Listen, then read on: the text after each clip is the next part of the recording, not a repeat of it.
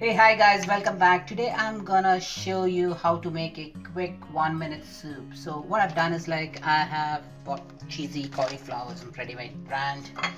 Just cut this packet, and for the sake of time I have just took around 200 ml of water, and then I just boiled it for like half a minute.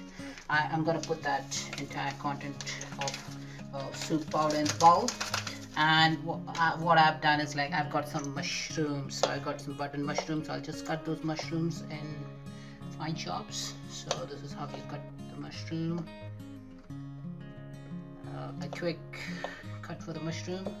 So I got 4 button mushrooms. Then I got some frozen broccoli, cauliflower. So I'm gonna put all this frozen cauliflower broccoli inside it. And I've got enoki mushrooms. So these are a special mushroom from Korea. So you just see this mushroom how this placed. So I'm gonna take a couple of branches, and there we go. Take this mushroom. I think I'll just cut this in fine chops. Put this whole bunch of mushrooms here, and you just give it a stir, and within a minute your soup is ready, and it really does amazing.